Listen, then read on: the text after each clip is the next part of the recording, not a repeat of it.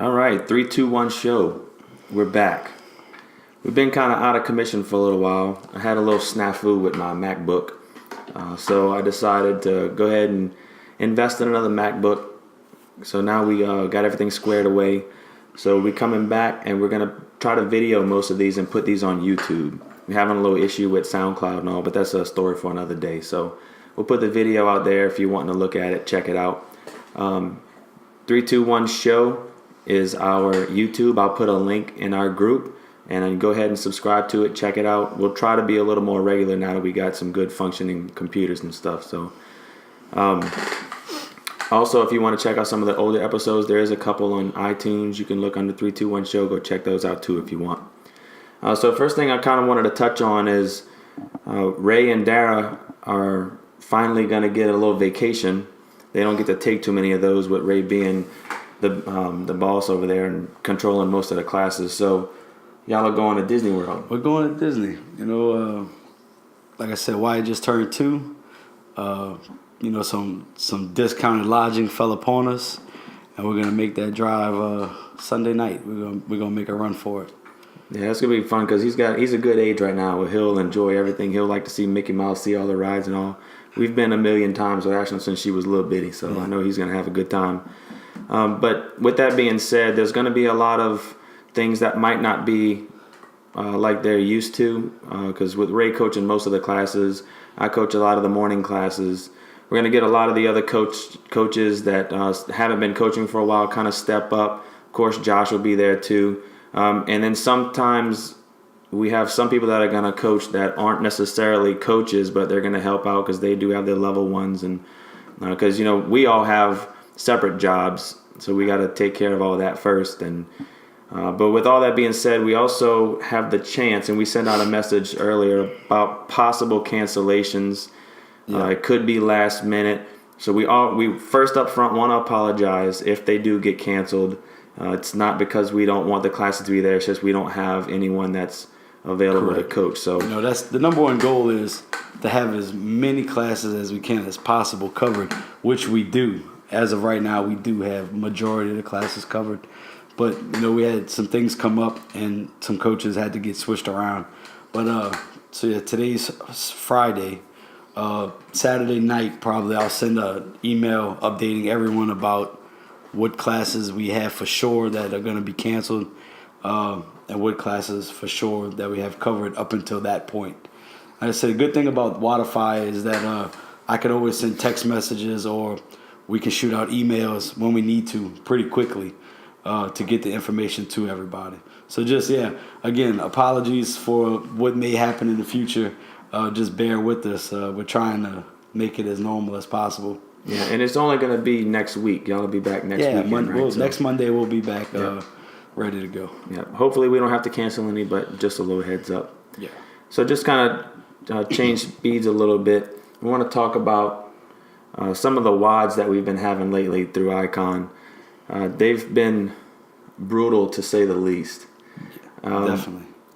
So, Spieler's all about, in case you didn't know, Chris Spieler, world famous CrossFitter, probably one of the most famous CrossFitters outside of Rich Froning. But he does all of our programming. Super nice guy, always helpful, just really knows his stuff. Anyway, I could go on forever for that. But the WODs that we're building up to right now are just, like I said, they're brutal. But it's really worrying about building capacity, strength, all that fun stuff, because this is the off season for us, because we don't go to regionals, we don't go to the games. Unless we buy a ticket. Yeah, exactly. But with all that said, all these WODs are basically programmed for the best in the box. They programs it for people that are going to be able to do the weight, meet the time domain, do the skill movement. Basically, at our box, people like Alex and Taylor. Everyone else needs to scale accordingly. The reason that those time domains are in there, that we put them in there, is because of something called relative intensity. Let's just take Alex and Taylor for example. If they're going to do the workout and it's 225-pound power cleans and muscle ups and whatever else, those guys should finish that WOD in let's just say 10 minutes, for example, everyone else should still finish in that 10-minute time frame. Absolutely. But just scale it accordingly in order to meet that time domain, whether it be scaling the weight of the cleans, Right. changing the skill movement from a muscle up to maybe pull-ups and dips. But you still should have the same relative intensity as those guys, meaning the way that Taylor and Alex feel doing that, you should feel the same with whatever you scaled. I always look at it as like the 2-minute window. If you're 2 minutes behind or 2 minutes ahead, I feel like you're close. But if we do a workout and just say it takes, like we said, Taylor and Alex, both, if you didn't know, are multiple regional qualifiers. They've been multiple times to regionals. If they do a workout and it takes them 8 minutes and they do it RX, and I say, okay, I'm going to go RX, and it takes me 16 minutes. Well, the amount of work that they've done in the same period of time is so much higher than the work output that I would have done, because it took me twice as long, you know. We're not getting the same stimulus or the same intensity level. Yeah, I could check RX, and then when you look at my time, it's going to be like, man, did he take a nap in the middle of the workout? Like, and that's one of the things for coaches that's the hardest, not only to get everybody to understand, but, you know, we make boo-boos all the time when it's trying to scale down for an athlete. Well, now they did it in 4 minutes, you know, so they're half the time as what we're looking for. So maybe it was too easy, but that's one of the hardest things when it comes to coaching. And like E-Rock said, is finding that relative intensity. That's what we try to do every single day, you know, and that's the check your ego at the door. Exactly. in the maximum extent right there. And we've all been through that, the ego part. Everybody kind of wants to come in, check RX to say, hey, look, I did it. Like, I get it. I've been there. We've all been there. You want to click RX. But if you're swallowing your pride and understanding the goal, that intensity piece is crucial. That's the best bang for your buck. Just like you said, if it's designed to be 8 minutes, but it takes you 28 minutes, then you've completely disregarded what the intent of that workout is, and you're not necessarily getting any fitter. Correct. But if you hit that time goal and you get that intensity piece on day in and day out, then you are getting fitter, you're getting stronger, you're getting faster. That is the intent of these workouts. Now, with that being said, sometimes you just want to grind it out, and I'm totally okay with that. If you know you can do the weight and you can do the muscle ups, and you want to say maybe once a week, just say, you know what, I'm going to do an RX today just because I want to see what it feels like, or I want to just put my head down and do work. 100%. I'm totally fine with that. But I don't want you to make it a habit, because, again, you get into that ego, RX, wasting your time. I mean, it's just not. You know, and it gets into, you know, we look at what we do as training, not work. We don't work out, we train. Yep. You know, every now and then you need to test what you're training. But just we'll go to Wednesday's workout with the burpees and the thrusters. Could I have done 155-pound thrusters and bar facing burpees? I probably could have. Would I have made every single round?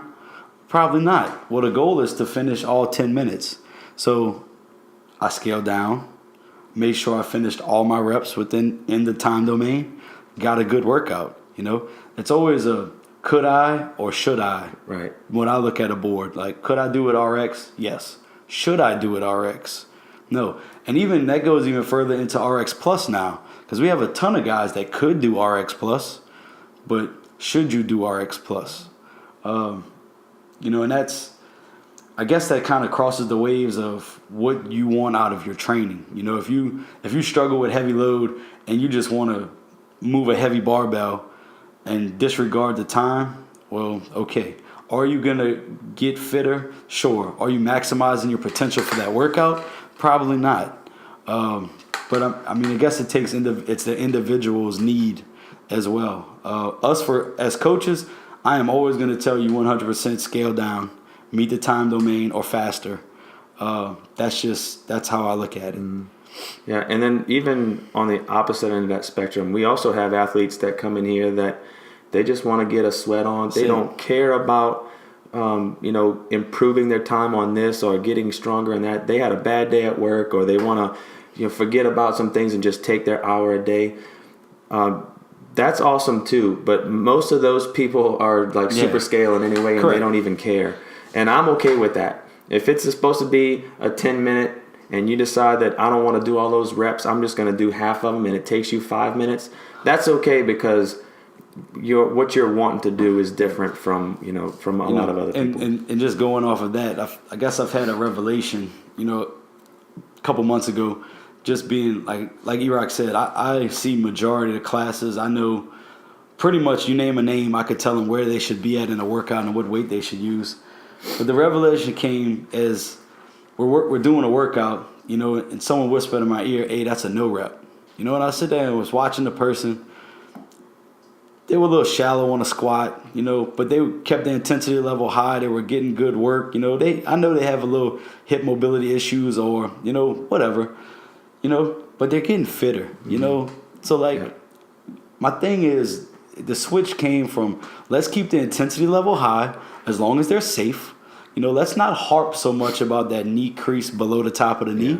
They're not going to regionals, They're lucky to get through the open in the scaled division, But let's keep that intensity level to the maximum, right? Give them a good workout. And one thing I've noticed in the box, and it just my feedback is, people are happier.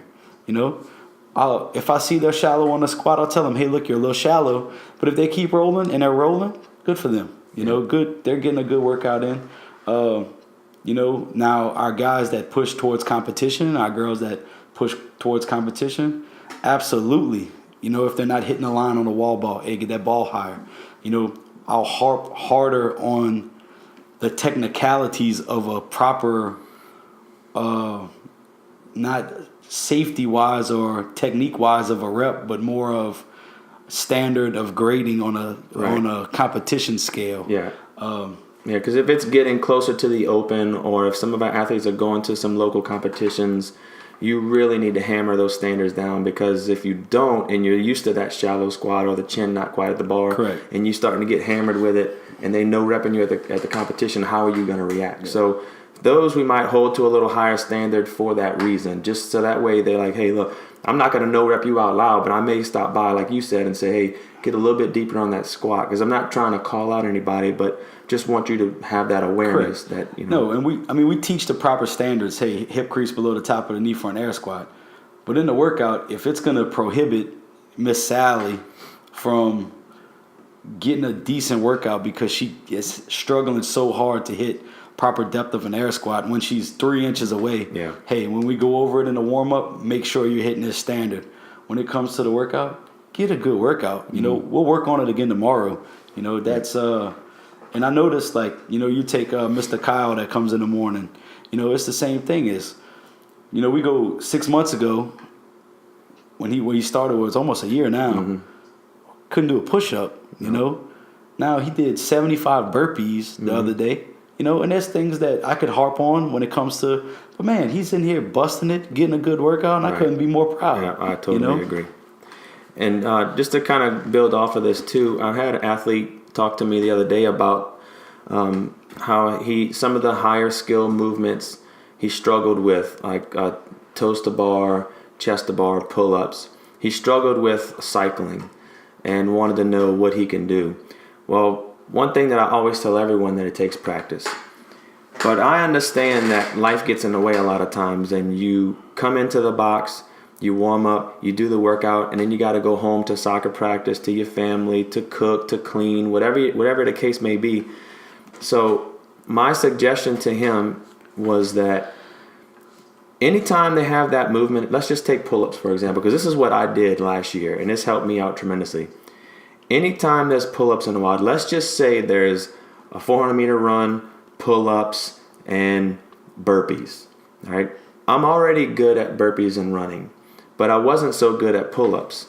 So in the past, what I would have done was run really hard, kill the burpees, and just try to hold on to the pull-ups and do singles, and then do a couple here, a couple there, because I knew that was my weak point. But what I did last year was anytime they had those skill movements like pull-ups, I did everything I could to just go ham and do as many as I could in a row. Absolutely. Like I would go a little easier on the run. I'd come in and try to do all the pull-ups unbroken, even if it meant that I was going to struggle on the rest of the WOD. I would do it anyway because that way I'm practicing the cycling in the middle of the workout because I don't really have a lot of time to put in that extra work like some of the other guys do. So even I did that with chest to bars and toes to bar. And during the Open this year, I mean, I had dramatic improvements in those two skills because of me trying to hold on to the bar and doing 20 and 30 unbroken because I knew in the long run it would pay off. And that's what I suggest to you. Now, sometimes where you would have that struggle is double unders. Yeah. It's hard to do a lot of double unders in a workout when you're not good at them because that skill is not just, you don't just walk up one day and say, oh, I got double unders. That is something that you have to practice. But it's also something that you could practice at home. So if you were to pick one or two skills, movements, whatever it is, and spend a little time or work on them during the workout, or come talk to one of us and ask about that skill development. And even with that being said, we have a handful of people right now that are on the brink of handstand push-ups, of being able to go, okay, I got this. You know, so like today we have a workout that it just so happens to have 90 handstand push-ups, which is a large number for anyone. So the question is, should I do handstand push-ups or just go to the scale? And my answer was, absolutely do handstand push-ups for as long as you can. Mm-hmm. You know, when it becomes, I can only do one at a time. Well, we have 90. That's not going to cut it. But do the threes as long as you can. If you only get 4 rounds of it out of 30, good. Then we'll scale back from there. But yeah, people don't want to hear it, but the only way to get better at a lot of the stuff that we do is to do it, you know? And I'm guilty when it comes to muscle-ups. You know, I don't know what it is in my brain. I know I'm physically able because I've done them before. But my brain, I'm scared. Mm-hmm. Like, it's something that's like, look, you're not supposed to be on top of those rings, you know? So for me to go, okay, on Wednesday, I'm just going to go work on something that scares me, you know? Nothing appeals to me about that, you know? Yeah. Well, I don't want to be too much longer. We're getting closer to 18 minutes now. Yeah. But what I do want to talk about in the next episode is start to get a little bit on the diet aspect. I've also had a couple athletes ask me a little bit about diet and stuff, and I've been jotting down some notes for the next episode. But we have regionals and games coming up. This is an exciting time for all of us that love the games and love to watch those phenoms get out there, men and women, teams, and bust their butt during regionals and cheer on everybody. So if you do have some times, they're starting next week, I believe, on the 18th, something like that, will be the first set of regionals. You can fact check that for me. But you can go to games.crossfit.com. I think there's going to be some other platforms that you can watch it on. Maybe CBS might be doing something with the games as well. But check all that out. See what athletes are doing. Watch all the regional events. And it's pretty impressive. 18th, next weekend. Okay, awesome. Next weekend will be the first set. And I believe it's 3 weekends in a row. It goes 18 through 20, 25 through 27, and the 1st through the 3rd. All right, awesome. All across the world. But just make sure you always understand that that's not CrossFit. Right. It's not reality. Crossing into a whole nother animal now. Yeah, it's like the top 1% of 1% of the athletes in the world. Yeah. Which is pretty ridiculous. But it's pretty impressive. When you know how hard CrossFit is and when you can't do pull-ups and burpees and all this other stuff, to see the things that they can do is pretty incredible. It's funny because like we'll try to do 1 rep at some of the stuff. Yeah. And they have to do 150 feet of that rep. Cycling crazy weights and all this fun stuff. Yeah. But anyway, we look forward to seeing everybody next week. Hopefully, Ray and family will have a great vacation.